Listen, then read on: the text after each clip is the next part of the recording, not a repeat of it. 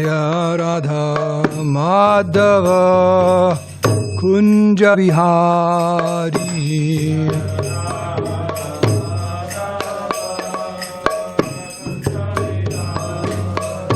Jaya Radha Madhava Kunja Vihari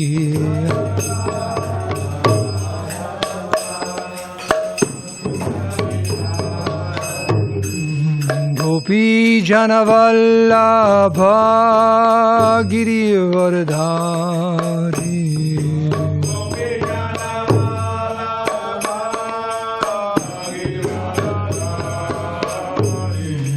Gopi Janavallabha Girivardhari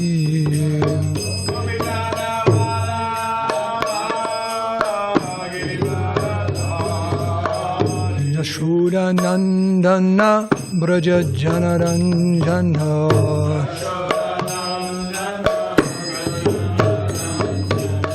Jasoda Nandana Braja Janaranjana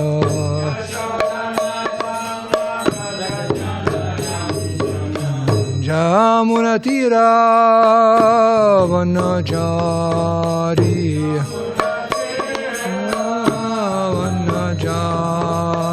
Jamunatira Vanachari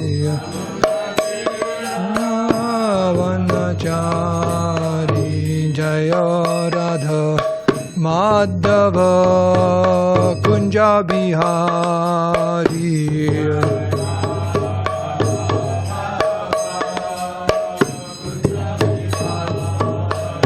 Jaya Radha Madhava Kunja Bihari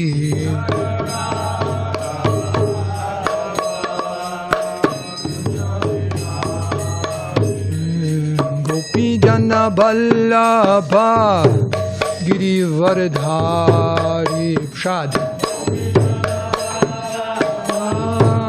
Girivardhari Gopi Jana Vallabha Girivardhari Gopi Jana Vallabha Girivardhari Yashoda Nandana Braja Janaranjana Jasoda Nandana Braja Janaranjana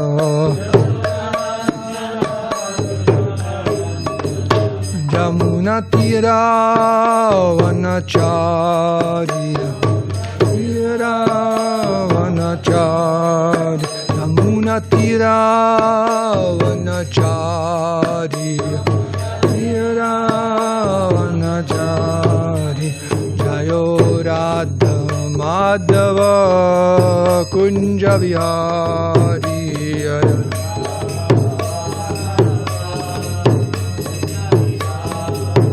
Jayo Radha Madhava Kunja Vihari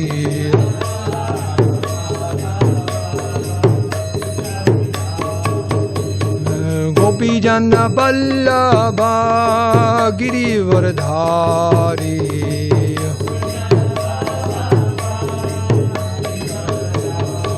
Jasoda Nandana Braja Janaranjana Jamunatira Vanachari Jayo Radha Madhava Kunja Vihari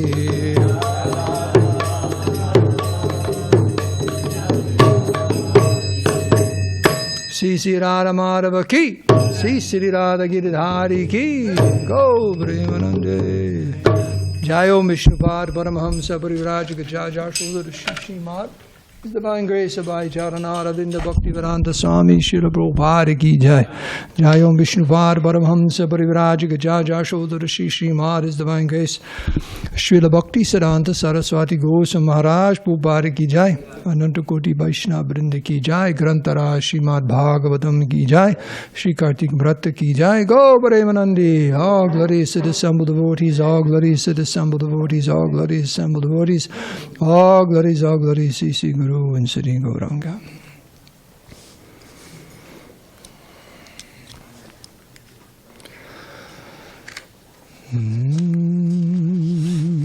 Let's see, 34, 36. Hare Krishna. So this morning we're reading from the 6th canto, chapter 1, the history of the life of Ajamila. We're going to do text 34 through 36. We'll be chanting together text 34. And I'll read the other two in the Srila Prabhupada's translation and purport. Om Namo Bhagavate Vasudevaya. Om Namo Bhagavate Vasudevaya. Om Namo Bhagavate Vasudevaya.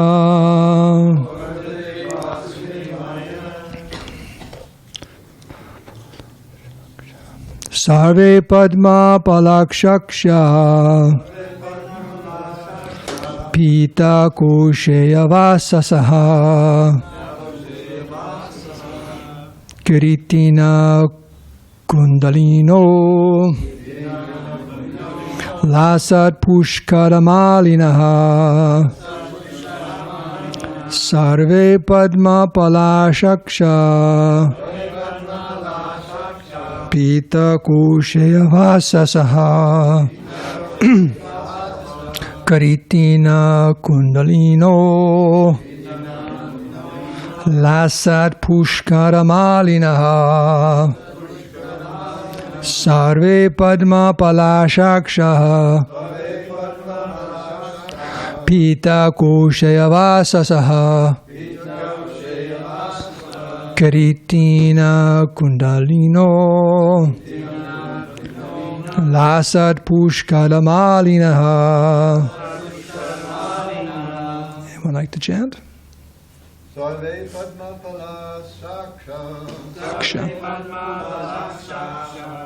Ita Koshaya Vasasa Kiritina Kundalino Lasat Pushkaramalina Sarve Padma Palakshaksha Pita Koshaya Vasasaha Kiritina Kundalino Lasat Pushkaramalinaha Sarve Padma Palakshaksha Sarve Padma Palakshaksha Pita Koshaya Vasasaha Kiritina Kundalino Lasat Pushkaramalinaha Sarve Padma Palakshaksha Pita Koshaya Vasasaha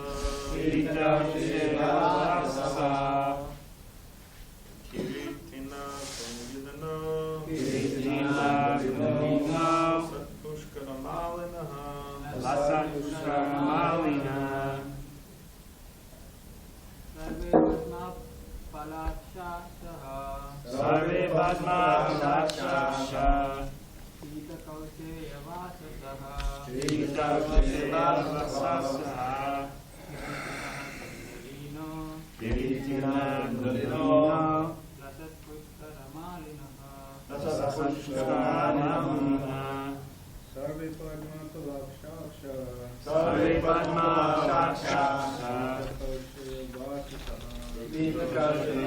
Vasasaha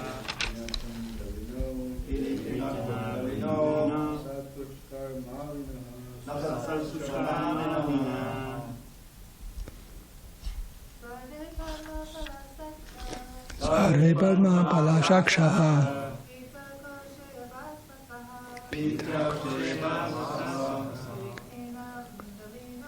Kiritina Kundalino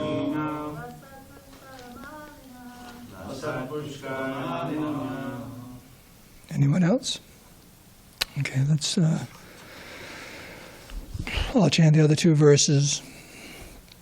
Sarve cha nutna vayasa sarve charu chaturbhujaha dhanu nishanga singada shanka chakram bhujasriyaha disho vitimir lokaha kurvanta svinate jasa kim artam dharma palasya kinkarano nishedha.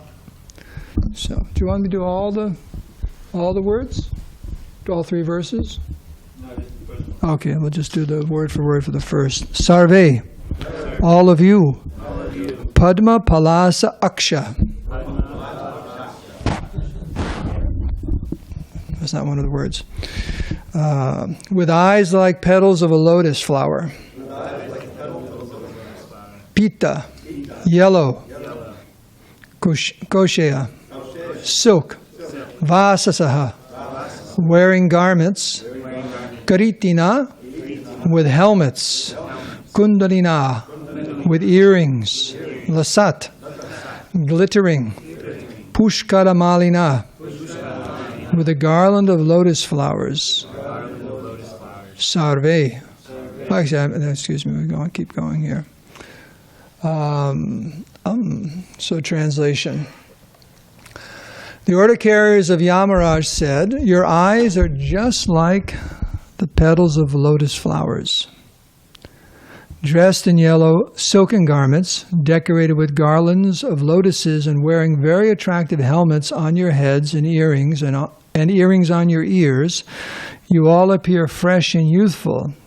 Your 4 long arms are decorated with bows and quivers of arrows and with swords, clubs, conch shells, discs, and lotus flowers. Your effulgence has dissipated the darkness of this place with extraordinary illumination. Now, sirs, why are you obstructing us? Please repeat. The order carriers of Yamaraj said, your eyes are just like the petals of lotus flowers. Dressed in yellow silken garments, decorated with garlands of lotuses, and wearing very attractive helmets on your heads, and earrings on your ears, you all appear fresh and youthful. Your 4 long arms are decorated with bows and quivers of arrows, and with swords, clubs, conch shells, discs, and lotus flowers. Your effulgence has dissipated the darkness of this place with extraordinary illumination. Now, sirs, why are you obstructing us? Purport by Srila Prabhupada. Before even being introduced to a foreigner, one becomes acquainted with him through his dress. Bodily features and behavior can thus understand his position. Therefore, when the Yamadutas saw the Viṣṇudutas for the first time, they were surprised. They said, by your bodily features you appear to be very exalted gentlemen, and you have such celestial power that you have dissipated the darkness of this material world with your own effulgences. Why then should you endeavor to stop us from executing our duty? It will be explained that the Yamadutas, the order carriers of Yamaraj, mistakenly considered Ajamila sinful. They did not know that although he was sinful throughout his entire life, he was purified by constantly chanting the holy name of Nārāyaṇa. In other words, unless one is a Vaishnava, one cannot understand the activities of a Vaishnava. The dress and bodily features of the residents of Vaikuṇṭhaloka are properly described in these verses. The residents of Vaikuṇṭha who are decorated with garlands and yellow silken garments, have 4 arms holding various weapons. Thus they conspicuously resemble Lord Viṣṇu. They have the same bodily features as Nārāyaṇa, and because they have attained the liberation of Swarupya, but they nevertheless act as servants. All the residents of Vaikuṇṭhaloka know perfectly well that their master is Nārāyaṇa or Krishna, and that they are all his servants. They are all self-realized souls who are nitya-muktas. Nitya-mukta, everlastingly liberated. Although They could conceivably declare themselves Nārāyaṇa or Viṣṇu. They never do so. They always remain Krishna conscious and serve the Lord faithfully. Such is the atmosphere of Vaikuṇṭhaloka.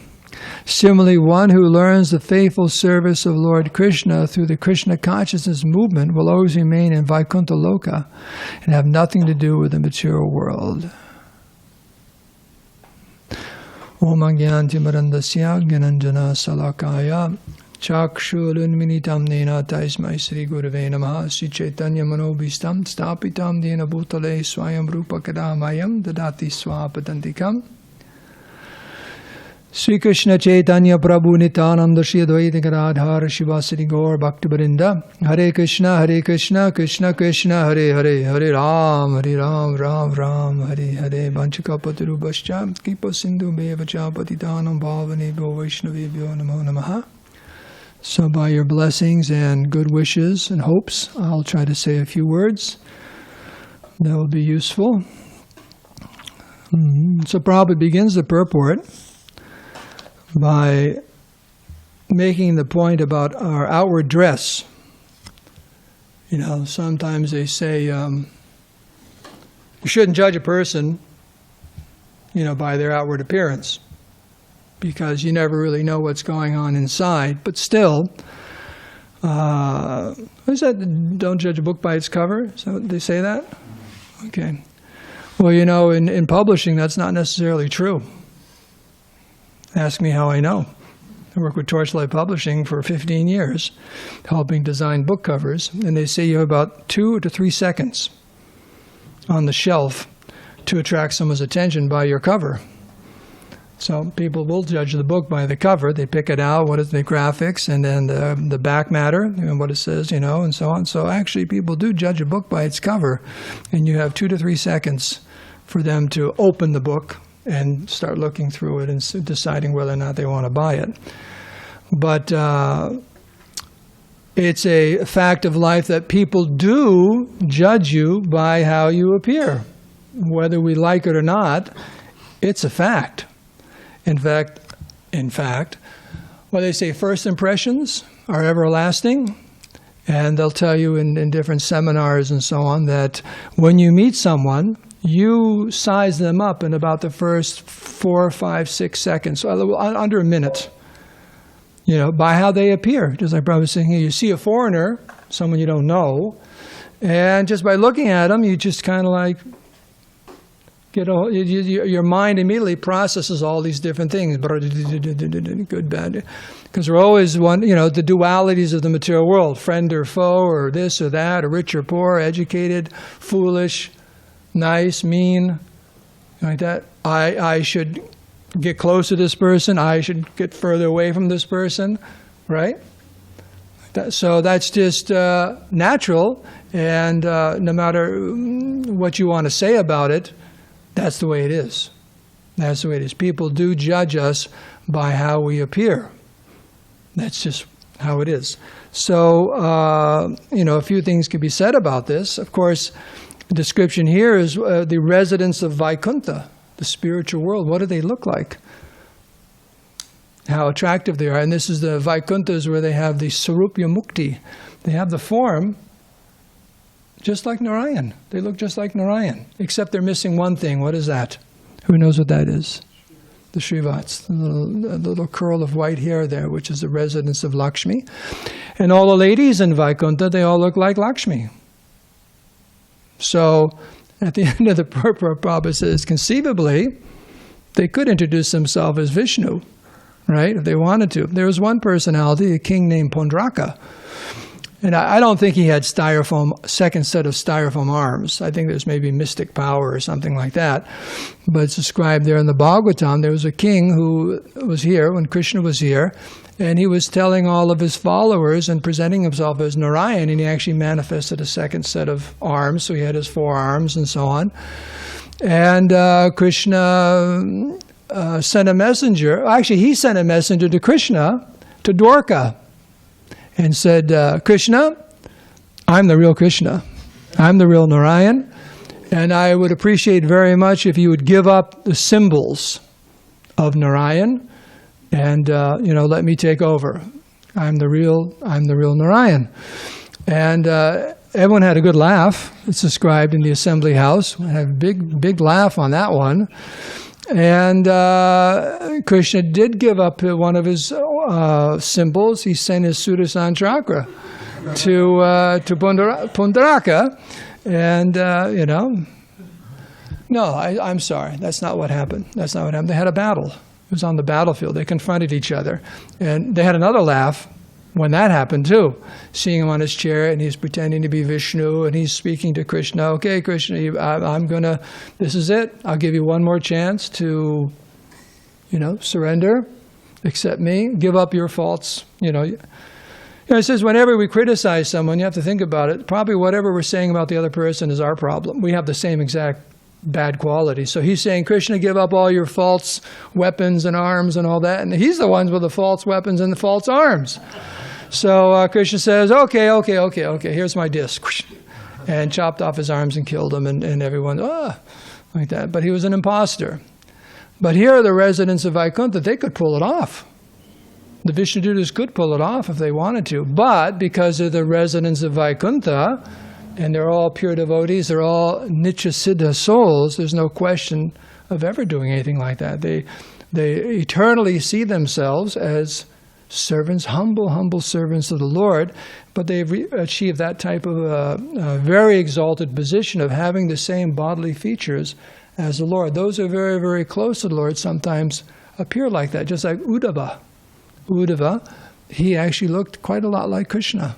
Almost exactly. In fact, when he came to Vrindavan to deliver the message to the gopis, they thought Krishna had returned because he looked so much like Krishna.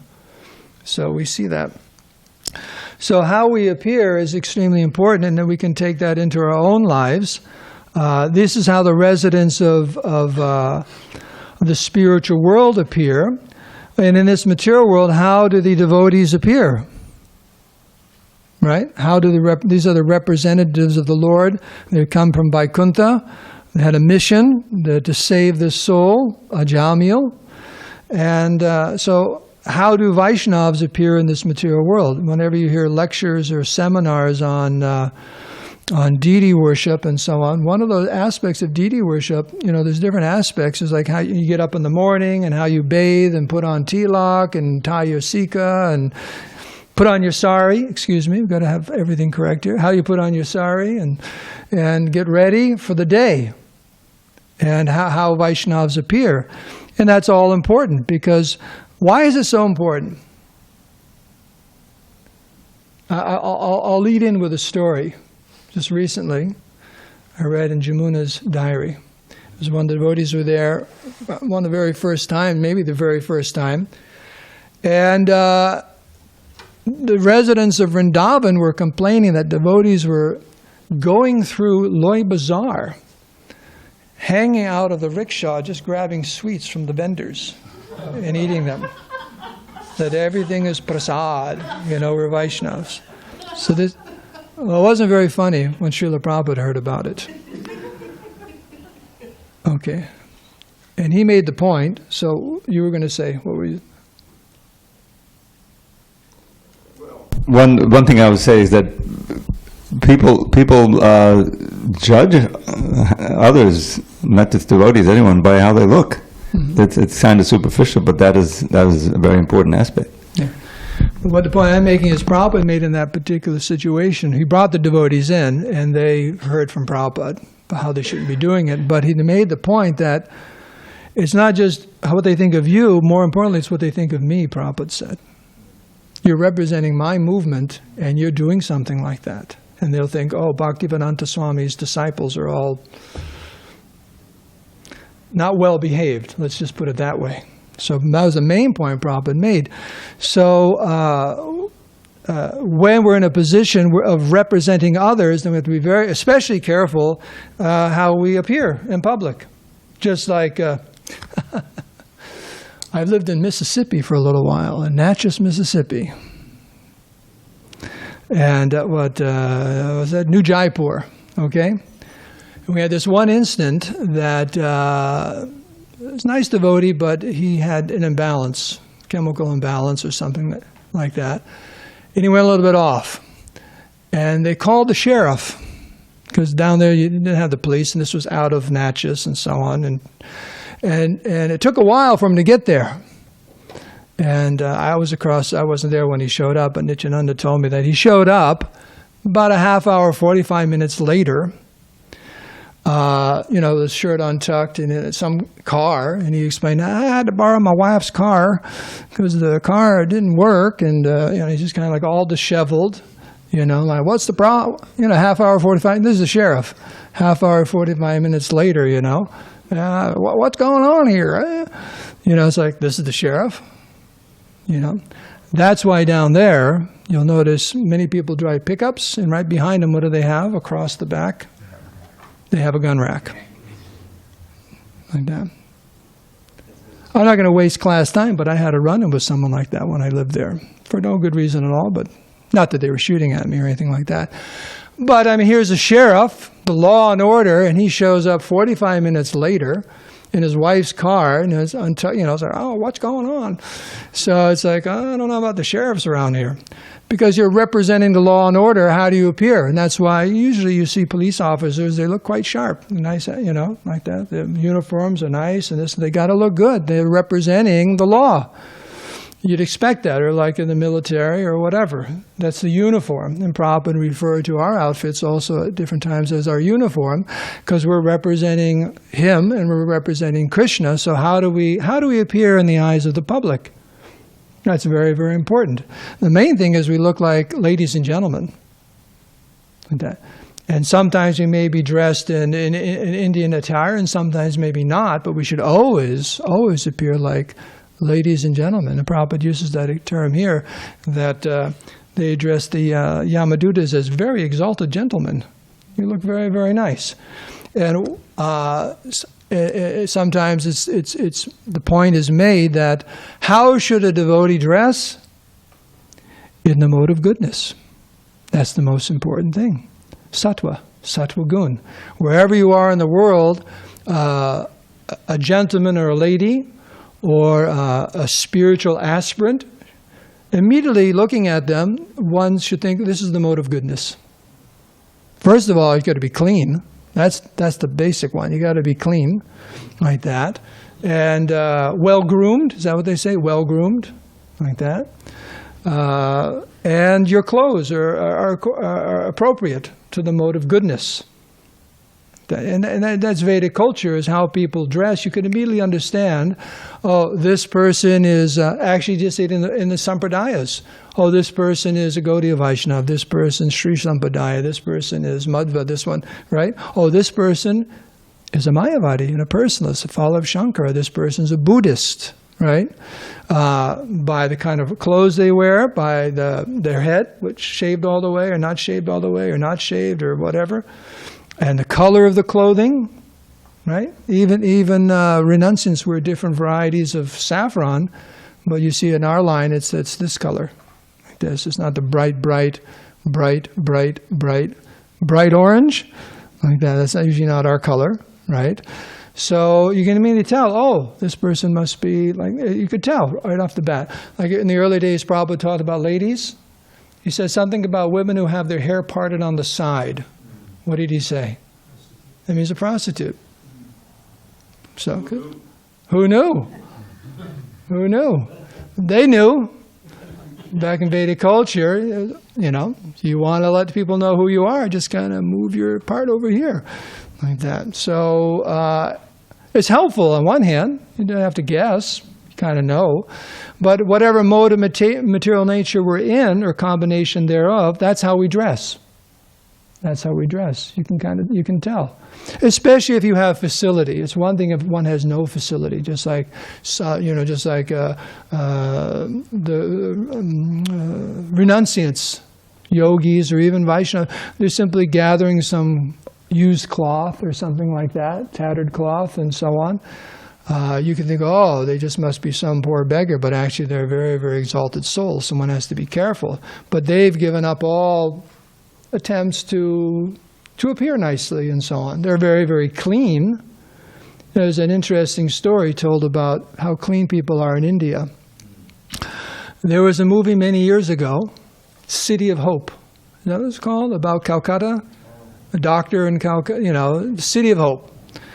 And I think it was, Bhakti Vidyapurnama was telling the story, that the gentleman who directed that, I think it was French or something, he took 1 or 2 years of being in the slums of Calcutta to just try to understand the atmosphere, so he could, direct the movie nicely and everything looked just how it's supposed to look. And the number one thing, he took pages and pages and pages of notes about the living habits of these people in the slums of Calcutta. But the number one thing he noticed, you know what that was? They always took a bath. Always, didn't matter how poor they were, living in the slums and they always took a bath.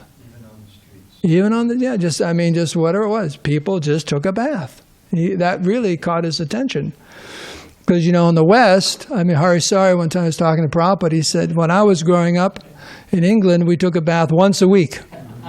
Once a week. Prabhupada said once a week, like a Saturday, like that. And, the parents went first, and whatever water was left, the kids got. That's the old days under the big, one tub or something. That's probably before his time. But he said once a week. They took a bath. And I was always told that one of the reasons the French are famous for perfume, you know why? Yeah, maybe once a year or something like that when it got warm. So they had to keep the wigs, because their hair all got, they wear the wigs to cover the fact that they had lice and all that, and they wore perfume because they just wouldn't bathe. Ooh la la. Right? Ay, ay, ay. Pew la la. Okay, he's correcting my French. Pew la la. So that's mode of ignorance. That's the mode of ignorance. You cover up. That story of Prabhupada went on the Radha Damodar bus, and devotees had shoved everything into the back, into the shower stall. And they thought, oh, nice and clean. Prabhupada walked right on the bus, walked right back, took his cane and opened the shower curtain. He knew exactly what was going on. Prabhupada knew exactly what was going on. So, mode of goodness, automatically, without any endeavor, you'll dress in a particular way. You'll be very, very, very clean, appropriate dress. And one thing I'm concerned is when people come to this temple, we're in public, in the public areas, that we look like, Vaishnavas. Because if you go, it's a nice thing, maybe the brahmachari should go. I've been to 2 big Buddhist temples, one up in LA, that one up in, I forget what it's called, something huge Buddhist temple, and then there's one here in San Diego too. But when you go and visit, all the residents are walking around, they look like Buddhist monks. No one's got Bermuda shorts on and a hat and sunglasses, and they all look like, hey, I'm at a Buddhist temple. They don't look like the guests, they look like they're Buddhist monks. So, because people judge us how we look. They really do. So if we put on a good, what did they say, that old poster in World War I or World War II, give them the uniform, something like that. And it'll tell you what to do. And it'll tell you what to do. So put on the dhoti, put on the sari, at least if you're clergy, okay? We're not talking about members of the congregation who come and so on, but at least the clergy should look like clergy, like that, right? It's for them and also for us, because you put on the uniform and it'll tell you what to do. You actually feel like a devotee when you dress like a devotee. That's why sometimes members of the congregation, they want to dress. They want to put on a sari, they want to put on a dhoti, because it makes them feel Krishna conscious. It helps them. It's true that it doesn't matter what you wear, it's your Krishna consciousness, and as the movement spreads all over the world, you can imagine we have a temple in Antarctica or something like that. You don't expect the devotees to go out in a dhoti, unless it's made out of who knows what, right? Remember one devotee in Boston, he had a bead bag, and it was all that looked like a thermal jacket material. Polar fleece, and he had a little thing he hooked on his finger, like that. So his finger stuck out, but he didn't get cold. Because it's so cold there.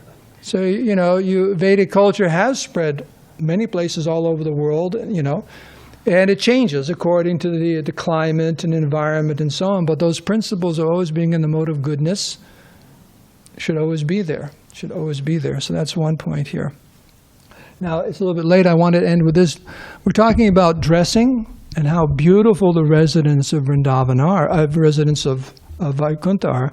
So Dvita Prabhu has chosen a few verses to describe how beautiful the divine couple are, Radha and Krishna. So this way you can recognize them, just like the Yamadutas. They get around. You can be sure the Yamadutas get around. And they've never seen anyone like this. They've seen a lot of people, dead people, but they've never seen something like this. So how will you know when you see Radha and Krishna? So this is called the Sri Yugala Kishorashtaka, 8 prayers glorifying the youthful divine couple, from the Stavamala by Srila Rupa Goswami. I don't know if I'll read all 8 of them, but I'll read a few of them. This is like entry-level Radha Krishna worship. There's nothing in here that's intimate. It's all like you can look at the deities, you look at Radha Krishna, it's on that level. Very nice, very sweet. Navajaladada Vidinjudin Jotavarnau Pasangnau Vadananayana Padnau Chowda Chandra Vatangsau Alikatilika Balo Keshavesha Papullo Bhajabhatamanore Radhika Krishna Chandro. So unfortunately I didn't poeticize the whole thing. But the last line, the refrain line I did, so you can listen to that. So it says, Shri Radhika and Krishna Chandra are as magnificent as a fresh monsoon cloud and a lightning flash. They are cheerful. They are merciful. Their faces and eyes are like lotus flowers. They wear beautiful moon crowns. Their foreheads are decorated with tilak and curling locks of hair, and their hair and garments are beautifully adorned with flowers. O wretched mind, just worship Shri Shri Radha Krishna Chandra and dive into an ocean full of endless bliss and wonder. So you tell me when to stop. There's just a few more.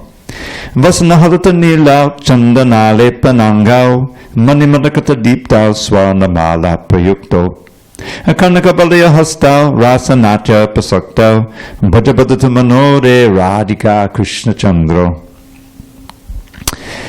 Shri Shri Radhika and Krishna Chandra's garments are yellow and blue. Their limbs are anointed with sandal paste. They are splendid with sapphires. They are decorated with garlands of golden swarna flowers. They wear golden bracelets, and they are very much attached to enjoying the rasa dance.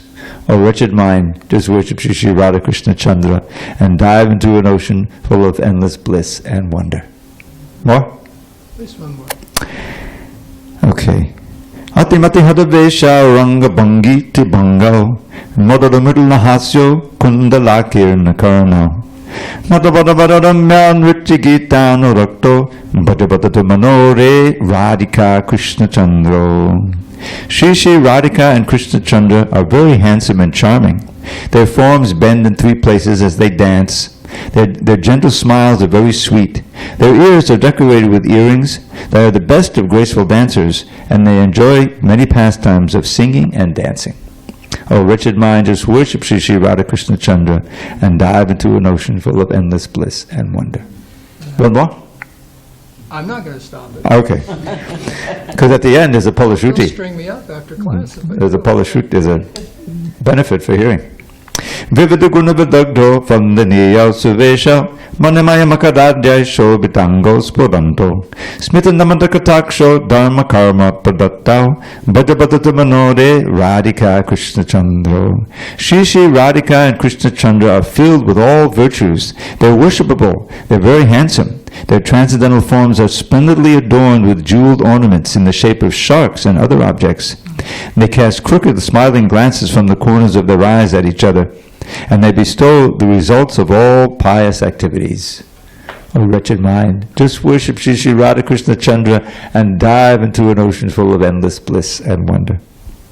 Kanaka Mukta Chudo Pushpito Bushitango Sakalabandana Vishto Sundarananda Punjo Chodana Kamala Divya Deva Deva Disevya Bhajabhata Manore Radhika Krishna Chandro.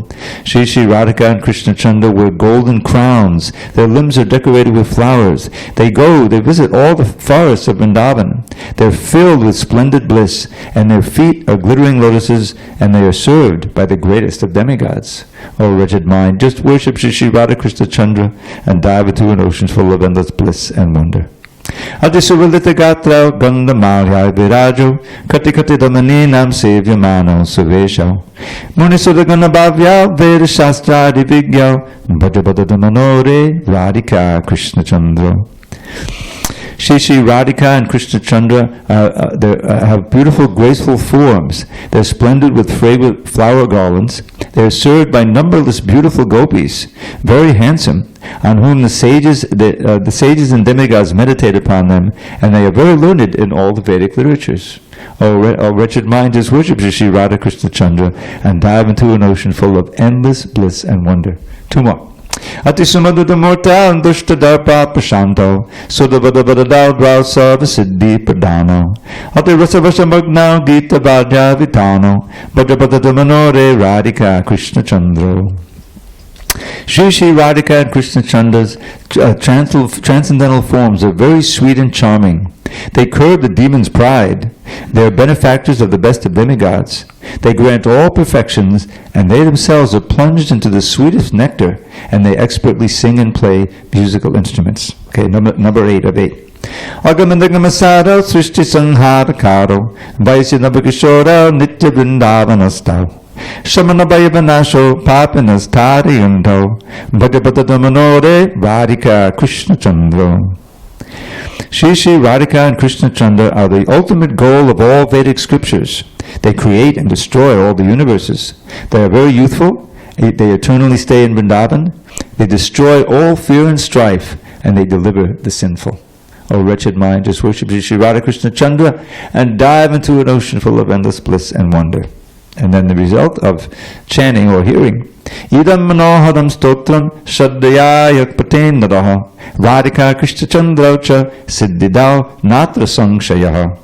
Shri Radhika and Krishna Chandra grant perfection to whoever hears or reads or recites this beautiful prayer with faith and devotion. Of this there is no doubt. Hare Krishna. Actually, one point is that comes up is that it's incumbent upon pujaris to dress the lordships with as much devotion as possible, because actually Krishna is dressing himself, so to be in tune for that, because you see how there's no way to describe how beautiful. Well, there is a way, but I'm just saying it's beyond how beautiful their lordships are, how they dress. So to be very attuned to that and pure and just follow the directions as they're given from Prabhupada and those who are experienced, because we don't want to get in the way. We want Krishna to be able to, and so many devotees, pujaris will tell you, sometimes they go to put this and that and they can't do it. Krishna wants something else. So just to be just so Krishna is as beautifully as we possibly can, with such devotion, to make sure their lordships are appearing as described in these, as they are. So, the beginning of the Chaitanya Bhagavat? No, in the beginning of the Brihad Bhagavatamrita, when as a Narada Muni is going through the different devotees, one of the very first devotees he goes to see, he's told they're the most exalted devotees, is one king. I forget the name. And the king is worshipping a deity of Krishna. And it says in that description, his devotion and the devotion of his whole kingdom and all the Brahmins was so great that when you went to the temple room and saw that deity, it's Krishna. In other words, it is Krishna always, but anyone who came could perceive that it's Sakshat. And that was an amazing description. In other words, because of the devotion, Krishna was revealing himself completely. when you walked into the temple room because of all of their devotions. So we can end here. All glories to Srila Prabhupada. Dharmasetu Prabhu? Yes. I was hoping to get out without a question. Maitreya Das Prabhu is here with a question, please. Okay. One question. It's running over time. No, I don't want to take the time. The last sentence of the purport was particularly interesting, and I was looking forward to hearing your explanation of that. Well, yeah, there's quite a few lines in this purport that a whole other class could be given on. Just like the end of the first paragraph about only Vaishnavas can understand the minds of other Vaishnavas and so on. Yeah. I'm satisfied either way. Thank you very But much. anyone who's fully engaged in the process given to us by Srila Prabhupada, they reside in Vaikuṇṭha. Like Prabhupada said in that famous Los Angeles lecture, they said, this is not Los Angeles, it's Vaikuṇṭha. The temple's Vaikuṇṭha. We're not in Los Angeles. So as long as we're fully engaged in the Lord's service, we are on a different platform. Isn't that exciting? Very nice. All glories to Srila Prabhupada.